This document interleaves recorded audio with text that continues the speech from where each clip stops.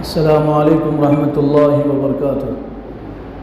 الحمد للہ وحدہ والصلاة والسلام علی من لا نبی بعدہ۔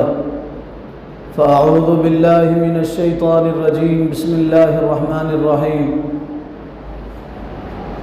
ومن يشاقق الرسول من بعد ما تبين له الهدى ويتبع غير سبيل المؤمنين نوله ما تولى ونصله جهنم وساءت مصيرا۔ وقال النبي صلى الله عليه وسلم أنا العاقب والعاقب الذي ليس بعده نبي، او كما قال عليه الصلاة والسلام۔ اللہ تعالیٰ نے بے پناہ کرم کا، محبت کا، شفقت کا، عنایت کا معاملہ کیا۔ اس نے جمعہ کی مبارک گھڑیوں میں اپنے پاک بارگاہ میں حاضری کی توفیق عطا فرمائی۔ اللہ تعالیٰ ہم سب کے حاضر ہونے کو، جمع ہونے کو، مل بیٹھنے کو، سننے سنانے کو قبول فرما لے، اور اللہ اسلام کو زندہ رکھے، ایمانی محنتوں میں لگائے رکھے، اور اپنی رضا خوشنودی والی موت عطا کرے۔ گزشتہ دو جمعہ سے یہ بات عرض کی جا رہی ہے، گزشتہ 2 جمعہ سے یہ بات عرض کی جا رہی ہے کہ رسول اللہ صلی اللہ علیہ وسلم کو اللہ تعالیٰ نے تمام نبیوں کے آخر میں بھیجا۔ آپ خاتم النبیین ہیں، آپ کے بعد کائنات میں کوئی دوسرا نبی نہیں ہے، قیامت تک کے لیے آپ ہی نبی ہیں۔ آپ صلی اللہ علیہ وسلم کی ولادت سے پہلے پوری دنیا میں بہت سارے واقعات پیش آئے، اور ان واقعات کے ذریعے یہ بتایا گیا کہ اب آخری نبی دنیا میں تشریف لانے والے ہیں۔ عرب کے حالات آپ کی آمد سے پہلے انتہائی خطرناک تھے، کوئی برائی ایسی نہیں تھی جو عرب میں رائج نہیں تھی۔ آپ کے آنے سے پہلے بہت سارے واقعات دنیا میں وجود میں آئے۔ بڑا واقعہ، عبد المطلب خانہ کعبہ کے سائے میں سوئے ہوئے تھے۔ حضرت عبد المطلب رسول اللہ صلی اللہ علیہ وسلم کے دادا تھے۔ ان کا نام علماء نے لکھا ہے عامر ان کا نام تھا، اصل نام عامر، اور ان کو شیبہ کہا جاتا تھا۔ عبد المطلب ان کا اصل نام نہیں تھا، عبد المطلب ان کے چاچا کا نام تھا۔ ان کے چچا نے ان کو اپنی تربیت میں رکھا، پرورش میں رکھا۔ بھائی کے انتقال کے بعد، ہاشم کے انتقال کے بعد، چچا عبد المطلب نے عامر کو اپنی تربیت میں رکھا، اور لوگوں میں عبد المطلب کے نام سے مشہور ہو گئے۔ حضور کے دادا کا اصل نام عبد المطلب نہیں تھا، رسول اللہ صلی اللہ علیہ وسلم کے دادا کا نام اصل عامر تھا۔ ان کو شیبہ کہا جاتا تھا۔ عبد المطلب نے ان کو اپنے پاس رکھا تھا، اپنی پرورش میں، اپنی نگہداشت میں، اپنی پرورش میں رکھا تھا، اسی لیے وہ عبد المطلب کے نام سے مشہور ہو گئے۔ نام ان کا عبد المطلب نہیں تھا۔ انتہائی خوبصورت تھے، چوڑی پیشانی تھی، باروب چہرہ تھا، جو دیکھتا تھا وہ دیکھتے رہ جاتا تھا۔ اصل میں رسول اللہ صلی اللہ علیہ وسلم ان کے ذریعے سے دنیا میں آنے والے تھے، اس لیے اللہ تعالیٰ نے ان کے چہرے کو نورانی بنا دیا تھا اور انتہائی خوبصورت بنا دیا تھا۔ عبد المطلب بیت اللہ میں، خانہ کعبہ میں آرام فرما رہے تھے۔ عبد المطلب سوئے ہوئے تھے۔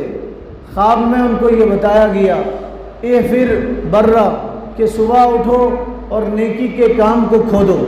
یہ حیران ہو گئے، نیکی کا کام کیا ہو سکتا ہے، اور میں کس نیکی کے کام کو کھودنے کا حکم دیا جا رہا ہے۔ دوسرے دن پھر سو گئے، پھر خواب میں آیا، پھر مضمونہ، اٹھو اور جاؤ اور مضمونہ کو کھودو۔ یہ حیران ہو گئے، سوچنے لگے میں کس کو کھودوں، کس چیز کو کھودوں، اور کس چیز کے کھودنے کا حکم دیا جا رہا۔ تیسرے دن پھر سو گئے، خواب میں کسی نے کہا پھر بیر زمزم، جاؤ جا کے زمزم کے کنویں کو کھودو، جاؤ جا کے زمزم کے کنویں کو کھودو۔ یہ حیران ہوئے، زمزم کا کنواں حضرت اسماعیل کے پیر کا رگڑنے سے جاری ہوا تھا۔ زمزم کا پانی حضرت اسماعیل علیہ السلام کے پیر رگڑنے سے جاری ہوا تھا۔ کئی ہزار سال تک کنواں بہتا رہا، لوگ پانی پیتے رہے۔ لوگوں کے برائیوں کی وجہ سے اور بدیوں کی وجہ سے اور ان کے خدا سے دوری کی وجہ سے اللہ تعالیٰ نے زمزم کے کنویں کو پاٹ دیا تھا اور بند کر دیا تھا، اور عرب لوگ اس کنویں میں گندگی ڈالتے تھے، پتھر ڈالتے تھے۔ کنواں پورا کا پورا زمین کے برابر ہو گیا تھا، اس کے نام و نشان ختم ہو گئے تھے۔ بعض علماء نے لکھا ہے جب سے بت پرستی کی نحوست شروع ہوئی، بت پرستی ایک بڑی نحوست ہوتی ہے، بت پرستی کی نحوست شروع ہوئی تو اللہ تعالیٰ نے زمزم کو ان سے چھین لیا تھا اور زمزم کا کنواں بند ہو گیا تھا۔ عبد المطلب نے تیسرے دن خواب دیکھا اور کوئی کہہ رہا جاؤ جا کے زمزم کا کنواں کھودو۔ یہ صبح نیند سے بیدار ہوئے، پھر سمجھ گئے کہ اللہ تعالیٰ اور کعبے کا خدا مجھے زمزم کے کنویں کا کھودنے کا حکم دے رہا، لیکن زمزم کے کنویں کے نشانات مٹ گئے، میں کہاں زمزم کا کنواں کھودوں۔ چوتھی رات سو گئے تو خواب میں آپ نے دیکھا چھوٹی چھوٹی بستیاں ہیں، چھوٹے چھوٹے گھر ہیں، کہا جا رہا اس کے قریب زمزم کا کنواں ہے۔ پھر آپ نے خواب میں دیکھا ایک آدمی نے بچھڑے کو ذبح کیا ہے، اور بچھڑے کی گردن الگ ہو گئی ہے اور اس کا دھڑ الگ ہو کے چلنے لگا ہے۔ پھر خواب میں دیکھا کسی نے اس بچھڑے کو پکڑا اور اس کی کھال نکالی اور اس کا گوشت نکالا۔ پھر خواب میں دیکھا اسی جگہ پانی جمع ہو گیا ہے۔ پھر خواب میں دیکھا اسی جگہ دو سفید کوے آئے ہیں اور زمین پہ چونچ مار رہے ہیں۔ صبح جب نیند سے بیدار ہوئے، کعبے کے سامنے کھڑے ہوئے تو آپ نے دیکھا ایک آدمی لایا بچھڑے کو اور اس نے ذبح کیا۔ کچھ دیر کے بعد بچھڑا کھڑا ہوا، ابھی اس کی گردن صحیح نہیں کٹی تھی، وہ ادھر ادھر بھاگنے لگا۔ پھر لوگوں نے بچھڑے کو صحیح سے ذبح کر دیا اور اس کی کھال نکالی، اور جس جگہ بچھڑے کو ذبح کیا گیا اس جگہ پانی جمع ہوا۔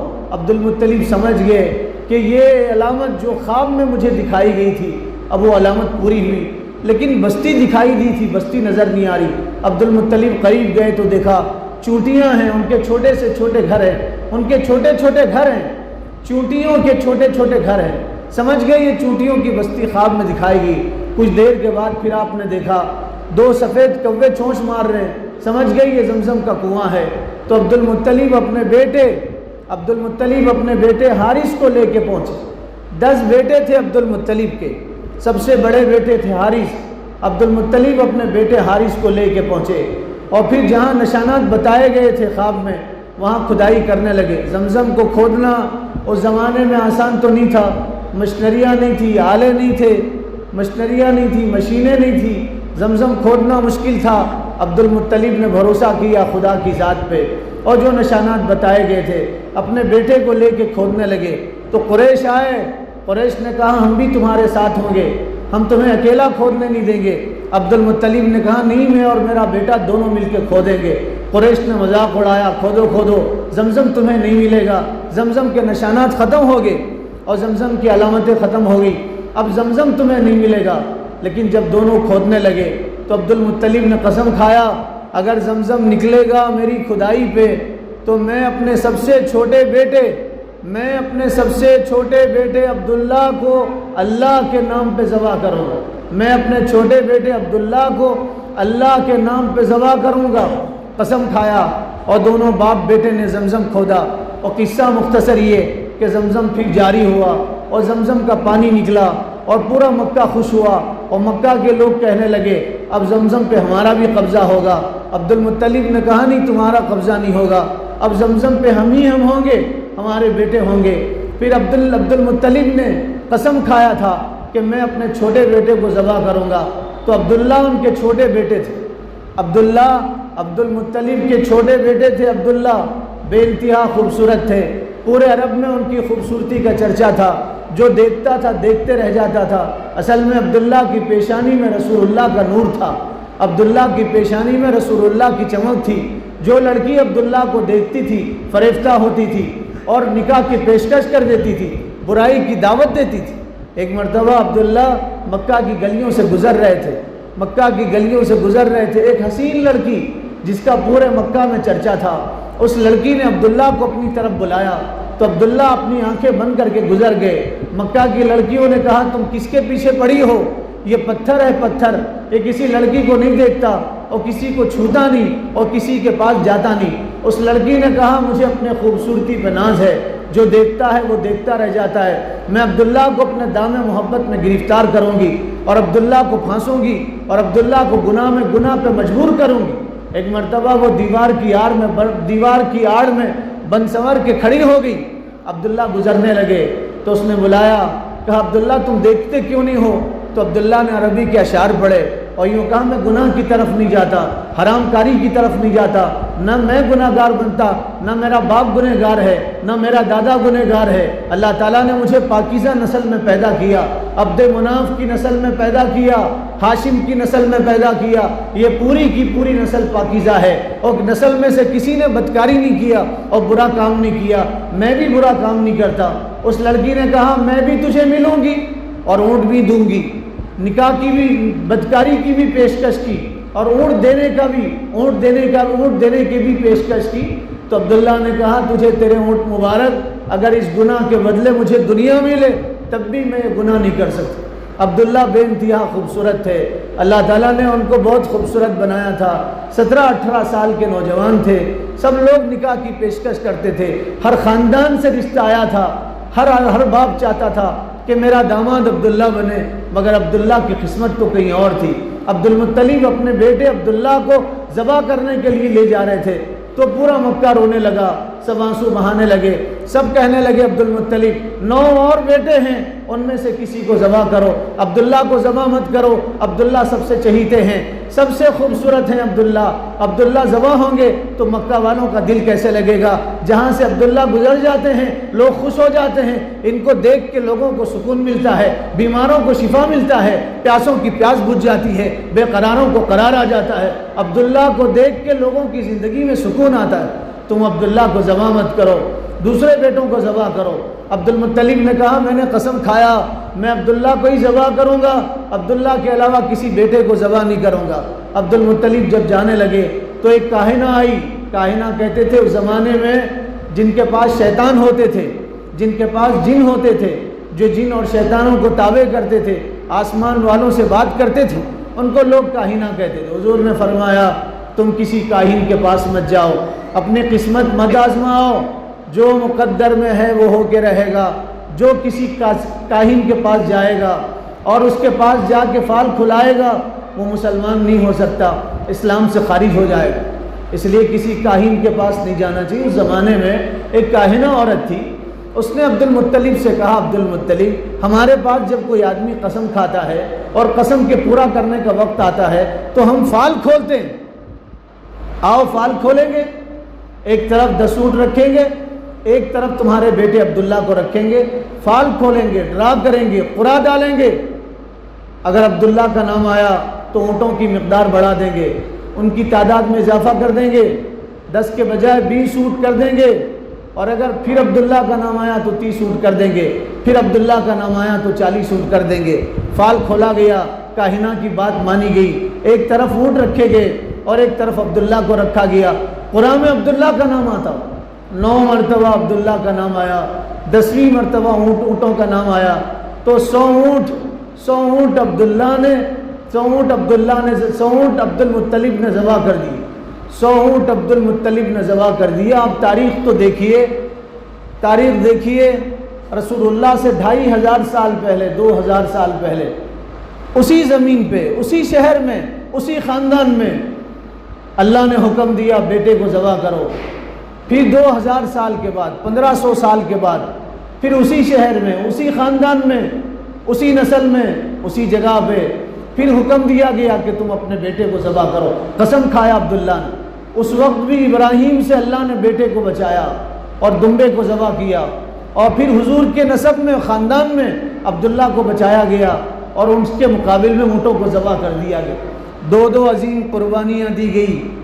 ایک باپ ابراہیم بیٹے کو ذبح کرنے کے لیے جا رہا ہے، ایک باپ عبد المطلب اپنے بیٹے عبداللہ کو ذبح کرنے کے لیے جا رہا ہے۔ یہ ایسے ہی واقعات نہیں ہوئے، یہ اتفاقی بات نہیں ہے، یہ ایسے ہی واقعہ نہیں ہوا، یہ اللہ کا قدرتی نظام ہے۔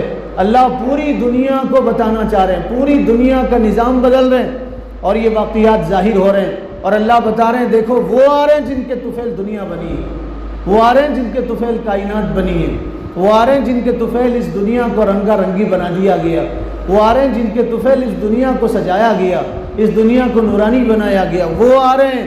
ان کے آنے کی وجہ سے یہ واقعات ہو رہے ہیں۔ عبد المطلب نے بیٹے کو ذبح کرنا چاہا، اللہ تعالیٰ نے بچا لیا، 100 اونٹ بیٹے کے مقابل میں ذبح کر دیے گئے۔ عبد المطلب 16-17 سال کے تھے، بعض علماء نے لکھا ہے 18 سال کے تھے، یہی شادی کی عمر ہوتی ہے، یہ ٹین ایج جسے کہا جاتا ہے۔ اس عمر میں بہکنے کے زیادہ چانسز ہوتے ہیں، اس لیے 18 سال کی عمر میں اپنے بچوں کی شادی کر دینا چاہیے۔ 18 سال سے 20 سال کی عمر میں اپنے بچوں کی شادی کر دینا چاہیے۔ یہ تو وہ زمانہ تھا جس زمانے میں ایسے گناہ نہیں ہوتے تھے جیسے آج ہو رہے ہیں، ایسے جرائم نہیں ہوتے تھے جیسے آج ہو رہے ہیں، ایسے پاپ نہیں ہوتے تھے جیسے آج ہو رہے ہیں۔ اب تو 7 سال کے بچے گناہ کر رہے ہیں، 7 سال کا بچہ گناہ کر رہا ہے۔ پہلے لوگ بڑے ہو کے بے روا ہوتے تھے، پہلے لوگ بڑے ہو کے بگڑتے تھے، پہلے بڑے ہو کے لوگ گناہ کرتے تھے، اب تو بچپن میں لوگ بگڑ رہے، 7ویں میں بچہ بگڑ رہا، 8ویں میں 8th کلاس کا بچہ بگڑ رہا، 16-17 سال کے تھے، بعض علماء نے لکھا 18 سال کے تھے عبداللہ، 18 سال کے تھے عبداللہ۔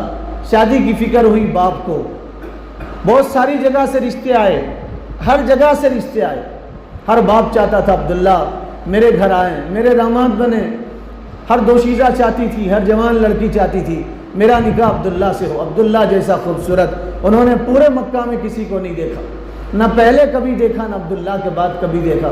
عبداللہ بے پناہ خوبصورت تھے، رشتے آنے لگے، لیکن عبد المطلب کو تلاش تھی اچھے رشتے کی، پاکیزہ خاتون کی تلاش تھی، نیک خاتون کی، جس کا کردار اچھا ہو، جو بے حیا نہ ہو۔ عرب کا ماحول گندگی کا ماحول تھا، خود مکہ میں زنا عام تھا، بدکاری عام تھی، گلی کوچے اس سے محفوظ نہیں تھے، لوگ بدکاری کرتے تھے، ننگا پھرا کرتے تھے، ننگے طواف کیا کرتے تھے۔ عبد المطلب چاہتے تھے ایسی لڑکی جس کو کسی نے دیکھا نہ ہو، ایسی لڑکی جس کے اخلاق کے مکہ والے گواہی دیں، ایسی لڑکی سے میں اپنے بچے کی شادی کروں۔ ایک جگہ اپنے رشتہ بھیجا، ایک جگہ اپنے رشتہ بھیجا، وہب کی بیٹی کو رشتہ بھیجا۔ وہب مشہور آدمی تھے، بہت نیک آدمی تھے، ان کی بیٹی تھی آمنہ، آمنہ ان کی بیٹی تھی، یہی قریش خاندان کے تھے، ان کا خاندان رسول اللہ سے ملتا تھا۔ رشتہ بھیجا گیا، کچھ دن تک کوئی جواب نہیں آیا، عبد المطلب کو حیرت ہوئی، لڑکی والوں نے لڑکی کے باپ سے کہا کیا ہوا، رشتہ آیا تھا عبد المطلب کی طرف سے، تم نے کوئی جواب نہیں دیا؟ تو وہب نے کہا جواب دینے میں ذرا دیر ہو گئی، میں مصروف تھا اور میں ان پہ تحقیق کر رہا تھا، اور میں مصروف تھا، میں دیکھنا چاہ رہا تھا کہ کیا کروں، مجھے کچھ سمجھ میں نہیں آ رہا تھا۔ تو لوگوں نے کہا جلدی سے رشتہ بھیج دو، ایسا لڑکا تمہیں نہیں ملے گا۔ اور عبد المطلب کو تو دیکھو، لڑکے کے باپ کو تو دیکھو، ان کی وجاہت تو دیکھو، ان کو پورا مکہ ان کی تعظیم کرتا ہے، پورا حجاز ان کی تعظیم کرتا ہے، وہ مکہ کے متولی ہیں اور نگراں ہیں، اور پورے مکہ والے ان کی تعظیم کرتے ہیں، ایسا رشتہ تمہیں پھر نصیب میں نہیں آئے گا، جلدی سے رشتہ بھیجو۔ وہاب نے پھر جواب دیا اور کہا ہمیں رشتہ منظور ہے، اور ہم لڑکے کو چاہتے ہیں اور شادی کرنا چاہتے ہیں، اور اپنی بیٹی آپ کی بہو بنانا چاہتے ہیں۔ رشتہ طے ہوا اور لڑکی کے گھر گئے اور نکاح پڑھایا گیا، سادگی کے ساتھ رشتہ ہوا، نکاح کا اعلان ہوا، اعلان یہ ہوا عبداللہ بن عبد المطلب، اعلان یہ ہوا عبداللہ بن عبد المطلب اور لڑکی آمنہ بنت وہب، ان دونوں کا نکاح کر دیا گیا۔ یہ دونوں آپس میں دلہا دلہن بن گئے، اور لڑکے کے لوگ واپس آ گئے، کوئی دعوت نہیں ہوئی، کوئی کھانا پکایا نہیں گیا، بریانی کا دم نہیں دیا گیا، شاہی ٹکڑا، کدو کی کھیر، کوئی کھانا نہیں بنایا گیا۔ عرب میں بھی دستور تھا، بچی والوں کے پاس کھانا نہیں کھاتے تھے، اب تو مسلمان زمانے جاہلیت سے بدتر ہو گئے، مانگ کے کھانا کھا رہے، بچی کے گھر والوں سے مانگ کے کھانا کھا رہے، لسٹ بھیج رہے اتنا کھانا بناؤ گے، اتنے لوگوں کا کھانا بناؤ گے تو رشتہ منظور ہے، ورنہ رشتہ منظور نہیں ہے۔ یہ بھی ظلم ہے بچی والوں کو، کوئی کھانا نہیں کھایا گیا، دلہے کو چھوڑ دیا گیا، مہر طے ہوا، دلہے کو چھوڑ دیا گیا۔ دستور تھا 3 دن تک دلہا سسرال میں رہتا تھا، سسرالی لوگ، بچے کے لوگ واپس آ گئے، دلہا دلہن کے پاس رہ گیا 3 دن تک۔ 3 دن کے بعد دلہن رخصت ہوئی، عبداللہ کے ساتھ اپنے گھر آ گئی، کوئی بارات نہیں تھی، کوئی باراتی نہیں تھے، کوئی ڈھول نہیں تھا، کوئی تماشا نہیں تھا، کوئی کارڈ نہیں چھپے تھے، کوئی فنکشن ہال بک نہیں ہوا تھا، سادگی کے ساتھ نکاح ہوا تھا۔ اسلام یہی کہتا ہے سادگی کے ساتھ نکاح کرو گے تو نکاح میں برکت آئے گی، اور اگر تماشے ہوں گے شادی میں، اور اگر حرام کاری ہوگی شادی میں، اور باجے ہوں گے شادی میں، اور حضور کو چھوڑ کے سب یاد رہیں گے شادی میں، تو شادی نہیں ہوگی، وہ بربادی ہوگی، بچے ماں باپ کے نافرمان ہوں گے، طلاق تک نوبت پہنچے گی، شادیاں صحیح نہیں ہوگی، اس سے برکت اٹھا لی جائے گی، شادیوں سے پھر برکت اٹھا لی جائے گی۔ عرب میں آپ دیکھیے شادی ہوتی تھی، شادی کے 3 نقطے نہیں ہوتے تھے، شین غائب ہوتا تھا، سادی شادی ہوتی تھی۔ جہاں شادی سادی ہوتی ہے، بچی والوں پہ ظلم نہیں ہوتا، ان کے خاندان میں اللہ تعالیٰ حیادار اولاد پیدا کرتے ہیں، فرما بردار اولاد اللہ تعالیٰ ان کو عطا کرتے ہیں، میاں بیوی میں محبت ہوتی۔ اب تو 3 دن نہیں جاتے میاں بیوی ایسے لڑ رہے جیسے کتے آپس میں لڑتے ہیں، معاف کیجئے مجھے، جیسے جانور آپس میں لڑتے ہیں۔ طلاق تک نوبت پہنچ رہی ہے۔ شادی ہو کے 8 دن نہیں ہوا، کورٹ میں کیس داخل ہوا۔ شادی ہو کے 15 دن نہیں ہوا، پولیس والے گھر میں آ رہے ہیں، میاں بیوی کو اٹھا کے لے کے جا رہے ہیں۔ شادی ہو کے 20 دن نہیں ہوا، شوہر کو ٹارچر کیا جا رہا کہ تمہارے اوپر کیس بک ہوا ہے۔ شادی ہو کے جمعگیاں پوری نہیں ہو رہی، یہ ادھر ہو جا رہے وہ ادھر ہو جا رہے۔ وجہ اس کی یہ ہے کہ شادیوں میں فضول خرچ، بچی والوں کو مجبور کرنا، ان کے پاس فہرست بھیجنا، ان سے ڈیمانڈ کرنا، ان سے مطالبہ کرنا۔ بچیاں بوجھ بن رہی ہیں، ماں باپ کے راتوں کی نیند اڑ گئی ہے اور ماں باپ سو نہیں رہے، اور بچیاں خودکشی کرنے پہ، اور سنو بچیاں بدکاری کرنے پہ مجبور ہو گئی، بچیاں بدکاری کرنے پہ مجبور ہو گئی ہیں۔ کسی جگہ طوائف کا کوٹھا ہے، میں نام لینا نہیں چاہتا، اخبار میں خبر چھپی، میرے پاس اس کی کٹنگ موجود ہے۔ کسی جگہ طوائف بازاروں عورتیں رہتی تھیں، ایک صاحب وہاں گئے بدکاری کے لیے۔ جب اس لڑکی کے پاس پہنچے، نام پوچھا تو اس نے کہا میرا نام فاطمہ ہے۔ اس نے پوچھا تیرا نام فاطمہ ہے، باپ کا نام؟ کہا میرے باپ کا نام اسماعیل ہے۔ پوچھا تیری ماں کا نام کیا ہے؟ تو کہا میری ماں کا نام نور جہاں ہے۔ اخبار میں نام کے ساتھ اس نے چھاپا، کہا میری ماں کا نام نور جہاں۔ کہا تو مسلمان ہے، یہاں کیسے پہنچی؟ کہا میرے گھر میں 8 بہنیں تھیں، میرے باپ گزر گئے تھے، باپ کا انتقال ہوا، میں یتیم ہوں، ماں گھروں میں کام کرتی ہے، شادی کرنے کے لیے پیسے نہیں تھے، رشتے آ رہے تھے اور رشتے واپس جا رہے تھے، گھر میں پائی ختم ہو گئی تھی، ہم گھر کے لوگ کنگال بن گئے تھے، ہم کیا کر سکتے تھے؟ میں نے ماں سے کہا میں دور جا کے کما کے آپ کی کمائی کا ذریعہ بنوں گی، میں یہاں آ کے کما رہی ہوں، ماں کو میں یہ لکھتی ہوں اماں میں کسی جگہ کام کر کے کما کے بھیج رہی ہوں، لیکن میری ماں کو نہیں پتا میں جسم بیچ کے کما رہی ہوں، اپنا جسم بیچ کے کما رہی ہوں اور جسم فروخت کر کے کما رہی ہوں۔ صاحب فرماتے میرا وجود لرز گیا، پیروں تلے زمین کھسک گئی، میں تو سمجھا تھا کوئی غیر مسلم ہوگی، کرسچن ہوگی، میں تو سمجھا تھا کسی دوسرے مذہب کی ہوگی، یہ تو میری اپنی بہن نکلی، کاش میری بہن ہوتی تو کیا میں اس کے ساتھ بدکاری کرتا۔ میں 3 رات نہیں سو سکا۔ ایسی کتنی بچیاں ہیں لین دین کی وجہ سے اپنا جسم بیچنے پہ مجبور ہوگی۔ نوجوانوں، اللہ تعالیٰ نے جوانی اس لیے نہیں دیا کہ تم کسی غریب باپ کا، کسی غریب بچی کے باپ کا گلا گھوٹو۔ اللہ نے تمہیں جوانی اس لیے نہیں دیا کہ کسی بچی کو مجبور کرو، کسی باپ کو مظلوم بناؤ سودی پیسے لانے پہ۔ اللہ نے جوانی اس لیے دیا کہ کسی کا سہارا بنو۔ کل ایک لڑکی میرے پاس آئی، کل کی بات ہے، ایک لڑکی آئی رونے لگی، کہنے لگی ہم 8 بہنیں ہیں، 8 بہنیں، بھائی نہیں ہے ہمارا، ایک بہن کی شادی اللہ کر کے طے ہوئی ہے، بچے والوں کا ڈیمانڈ ہے، سونے کا ڈیمانڈ ہے، بچے والے کہہ رہے ہیں 50,000 روپے دینا پڑے گا، میرے باپ کے پاس کچھ نہیں ہے، ہم 2 بہنیں اسکول میں نوکری کر کے کما رہی ہیں، آپ بتاؤ ہم کیا کریں گے؟ 8 بہنیں اسکول میں نوکری کر کے کما رہی، اسی سے گزارا ہوتا ہے، دینے کے لیے کچھ نہیں۔ شادی کی تاریخ قریب آ گئی، 8 بہنیں گھروں میں، لین دین کی وجہ سے، جہیز کی وجہ سے بچیاں بوجھ بن گئی۔ یہ الگ سبجیکٹ ہے، الگ موضوع ہے، لیکن ہوش کے ناخن لو جوانوں، اللہ تعالیٰ نے تمہیں جوان بنایا تو ارادہ کرو ہم دے کے شادی کریں گے، لے کے شادی نہیں کریں گے، مرد بن کے شادی کریں گے، نامرد بن کے شادی نہیں کریں گے۔ مرد بنو شادی کے وقت میں، مرد بن کے شادی کرو۔ شادی ہوئی عبداللہ کی، مکہ میں شادی ہوئی، ایک گھرانہ مکہ مکرمہ میں بس گیا، دلہا دلہن بن گئے، آمینہ دلہن بن گئی، عبداللہ دلہے بن گئے۔ 3 دن کے بعد وہ دلہن کو لے کے سسرال آئے اور دلہن کے ساتھ رہنے لگے۔ 3 مہینے نہیں گزرے تھے، عبد المطلب کے گھر اونٹوں کے کجاوے کسے جانے لگے اور اونٹوں پہ سامان لدا جانے لگا۔ مکہ کے لوگ آئے، عبداللہ سے پوچھنے لگے، مکہ کے لوگ آئے عبد المطلب سے پوچھنے لگے یہ کہاں جانے کی تیاری ہے؟ تو عبد المطلب نے کہا ہم نہیں جا رہے، ہمارا بیٹا عبداللہ جس کی 3 مہینے پہلے شادی ہوئی، 3 مہینے پہلے وہ دلہا بنا، اس کو ہم تجارت کے لیے بھیج رہے ہیں، ملک شام جا رہے عبداللہ تجارت کے لیے۔ اونٹوں کے کجاوے کس دیے گئے، سامان باندھ دیا گیا، سوار اونٹوں پہ سوار ہوئے۔ آمینہ 3 مہینے ہوئے تھے شادی ہوئے، 3 مہینے کی دلہن تھی حضرت آمینہ رضی اللہ تعالیٰ عنہا۔ جب شوہر نے الوداع کہا اور شوہر نے آخری نظر دیکھا اور بیوی نے شوہر سے آخری ملاقات کی تو حضرت آمنہ پھوٹ پھوٹ کے رونے لگی، عبداللہ بھی رونے لگے۔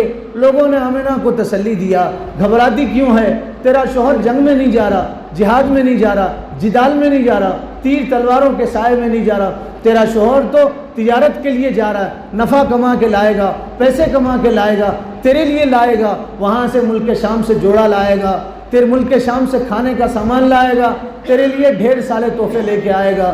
لیکن آمنہ کا دل دھک دھک کرنے لگا۔ آمنہ کہتی مجھے ڈر لگنے لگا تھا، مجھے ایسا محسوس ہوتا تھا کہ میرے شوہر کی اور میری آخری ملاقات ہے، اس کے بعد میری اور ان کی ملاقات نہیں ہوگی۔ پھر قافلہ تیار ہوا اور جب قافلہ جانے لگا تو آمنہ رونے لگی، قافلے کو دیکھتی رہی، پھر ایک ٹیلے پہ سوار ہوئی۔ جب تک قافلہ گرد و غبار کے حوالے نہیں ہوا اور جب تک قافلہ آنکھوں سے اوجھل نہیں ہوا، آمنہ قافلے کو دیکھنے لگی۔ 6 مہینے کا سفر ہوتا تھا، اس زمانے کی طرح سواریاں نہیں تھی، اونٹوں کا سفر ہوتا تھا۔ قافلہ مکہ سے نکلا اور مدینہ ہوتے ہوئے ملک شام پہنچا۔ 6 مہینے گزر گئے، کوئی اطلاع نہیں تھی۔ عبد المطلب بھی حیران ہے، آمنہ گھٹ گھٹ کے رونے لگی، شوہر کی کوئی خبر نہیں تھی، کوئی اطلاع نہیں تھی۔ 6 مہینے کے بعد جو قافلہ گیا تھا پتہ چلا واپس آیا ہے، اونٹوں کے گلوں کی گھنٹیاں بجنے لگی ہیں اور اونٹ مدینے میں مکہ میں داخل ہونے لگے ہیں، اور پورے مکہ والوں کو پتہ چلا کہ تجارت کا قافلہ واپس آیا ہے۔ قافلے والے دھیرے دھیرے کر کے مکہ میں آ رہے ہیں اور مکہ کے لوگ دیکھ رہے ہیں عبداللہ کہاں ہے، عبداللہ نظر نہیں آئے۔ سب حیران ہوئے، سب مکہ کے قافلے والوں کے پاس گئے، پوچھا عبداللہ کہاں ہے؟ کسی نے کوئی جواب نہیں دیا، کہا رات گزرے گی، صبح ہوگی تو ہم جواب دیں گے۔ جب صبح ہوئی تو قافلے والوں کو لوگوں نے پوچھا عبداللہ کہاں ہیں؟ تو کہا عبداللہ کے بارے میں ہم کچھ نہیں بتا سکتے۔ عبد المطلب غصے میں آئے، تلوار نکال کے قافلے والوں سے پوچھا بتاؤ میرا چہیتا بیٹا کہاں ہے، عبداللہ کہاں ہے، کیا ہوا اسے، وہ تمہارے پاس ساتھ واپس کیوں نہیں آیا؟ گیا تھا ساتھ واپس کیوں نہیں آیا؟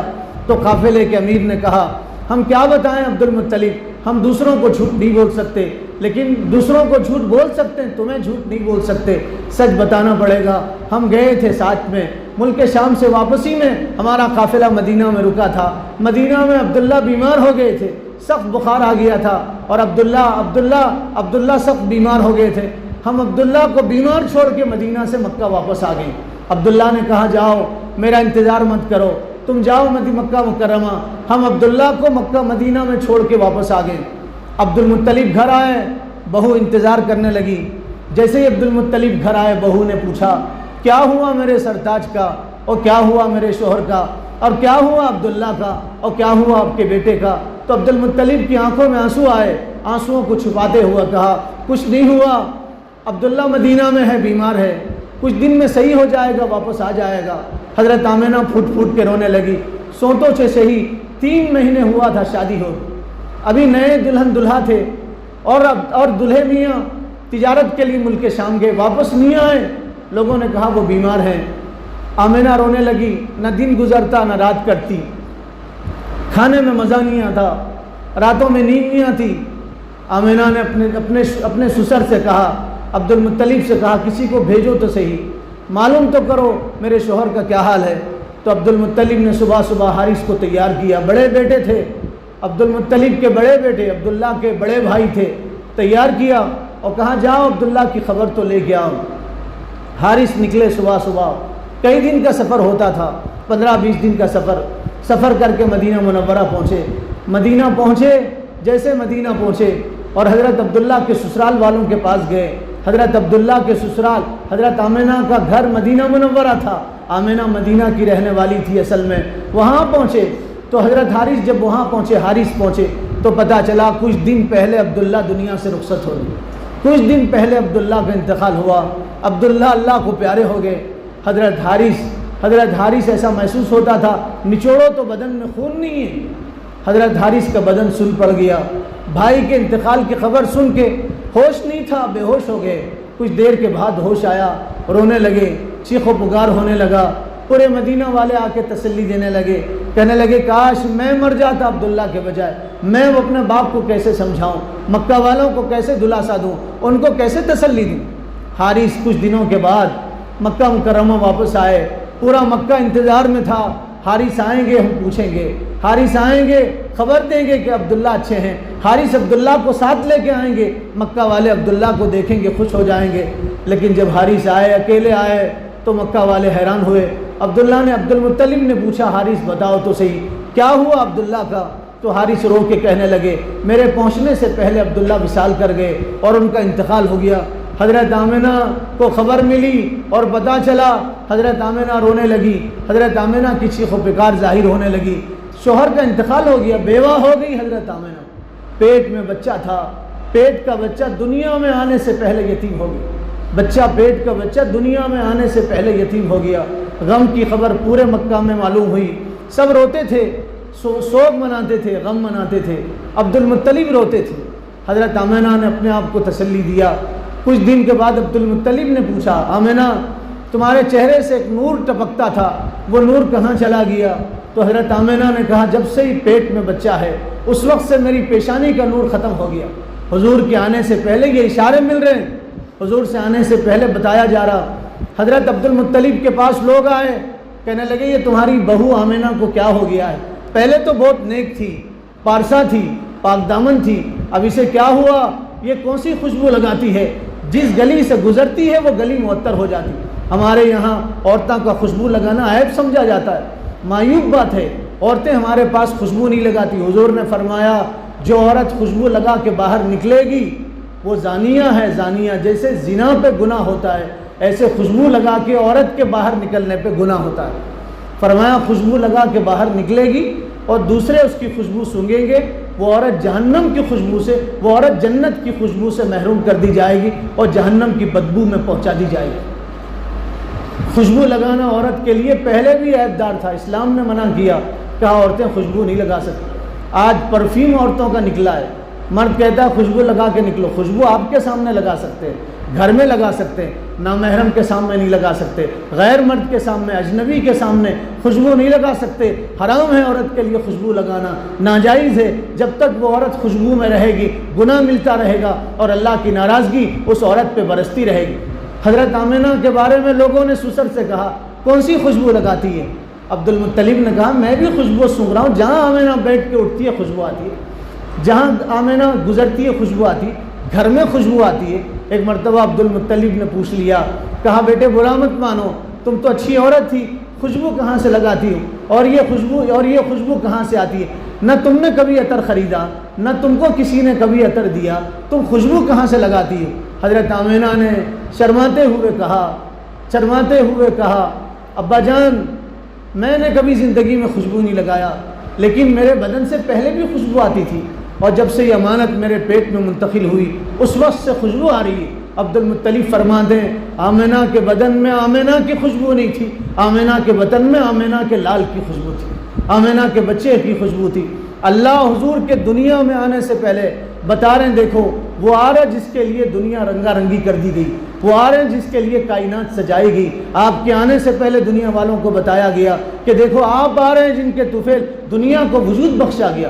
ہزاروں واقعات کتابوں میں لکھے ہیں، پورے واقعات کو نہیں بیان کیا جا سکتا۔ عبد المطلب فرماتے ہیں میں جب گھر میں جاتا تو پورا گھر نورانی ہو جاتا تھا۔ میں حیران ہوا، گھر میں نور کہاں سے آیا، یہ نور کہاں سے پہنچتا ہے؟ روشنی اتنی گھر میں نہیں ہوتی، چراغ اتنے گھر میں نہیں جلتے، روشنی کہاں سے آتی ہے؟ حضرت عبد المطلب فرماتے ہیں اصل میں آمنہ کے چہرے اور ان کے بطن سے گھر میں روشنی آتی تھی۔ حضرت آمنہ جس کو دیکھتی تھی وہ نظریں جھکا لیتا تھا۔ حضرت آمنہ کو کوئی ٹکٹکی باندھ کے نہیں دیکھ سکتا تھا۔ حضرت آمنہ کو جیسے سورج کو نہیں دیکھ سکتے ایسے حضرت آمنہ کو کوئی ٹکٹکی باندھ کے نہیں دیکھ سکتا تھا۔ حضور جب دنیا میں تشریف لائے 50 دن پہلے ایک عجیب واقعہ ہوا۔ 50 دن پہلے ایک واقعہ ہوا۔ کیا واقعہ ہوا؟ حضور دنیا میں کیسے تشریف لائے؟ کون سی تاریخ تھی آپ دنیا میں آئے؟ آپ کے آنے سے پہلے کیا ہوا؟ آپ کے آنے کے بعد کیا ہوا؟ اس کے لیے اگلی جمعہ کا انتظار کیجیے۔ اللہ تعالیٰ عمل کی توفیق عطا فرمائے۔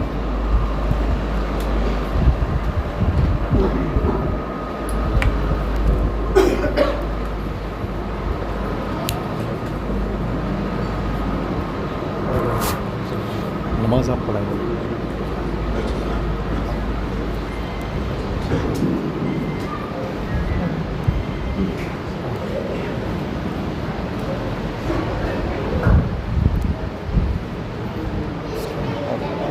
الخير.